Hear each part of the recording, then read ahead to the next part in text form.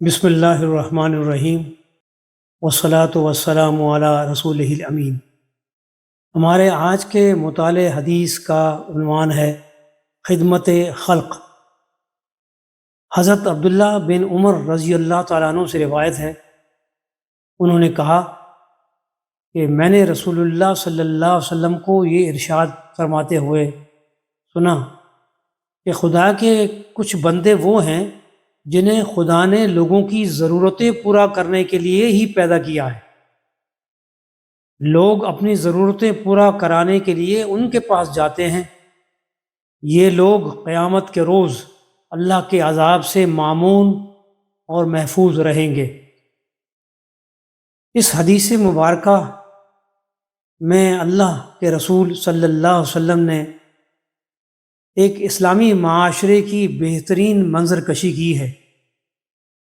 ایک بہترین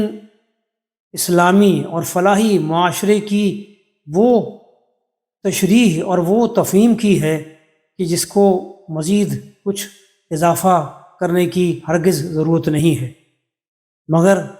حضور کے ارشادات کو مزید سمجھنے کے لیے ہم چند باتیں آپ کی خدمت میں رکھتے ہیں۔ ہر معاشرے میں خدا کے بندے ایسے ہوتے ہیں جو عام طور پر لوگوں کے کام آتے ہیں،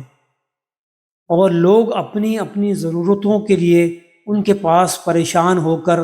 فریادی بن کر پہنچتے ہیں۔ ایسے لوگوں کے متعلق اس حدیث مبارکہ میں دو باتیں فرمائی گئی ہیں، اور وہ اتنی عظیم ہیں جس کی بنیاد پر ایک اسلامی معاشرہ اپنی صحیح شکل میں کھڑا ہوتا ہوا نظر آتا ہے۔ غور فرمائیے، اس دنیا میں ایسا کون سا انسان ہے، ایسا شخص ہے، مرد ہے یا عورت ہے، کہ جس کے ذاتی یا اجتماعی کام نہیں ہوتے؟ چنانچہ اس حدیث مبارکہ سے ہمیں یہ معلوم ہوتا ہے کہ انسانی معاشرے میں کچھ لوگوں کی ضرورت ہمیشہ رہے گی، قیامت تک رہے گی، کہ جو لوگوں کے کام آتے ہیں، اور یہ کام آنے والے لوگ وہ ہیں جو دیگر احادیث میں بیان فرمایا گیا ہے۔ یہ کام آنے والے لوگ وہ ہیں کہ جو صرف اور صرف خدا کی رضا اور محمد مصطفیٰ صلی اللہ علیہ وسلم کی شفاعت کے طلبگار ہیں، اور وہ شفاعت چاہتے ہیں، اس دنیا کی زندگی میں کامیاب ہونا چاہتے ہیں،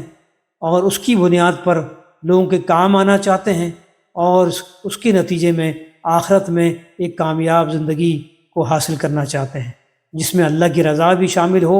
اور آقا دو جہاں محمد مصطفیٰ صلی اللہ علیہ وسلم کی شفاعت کے مستحق اور نصیب کو بھی حاصل کر سکے۔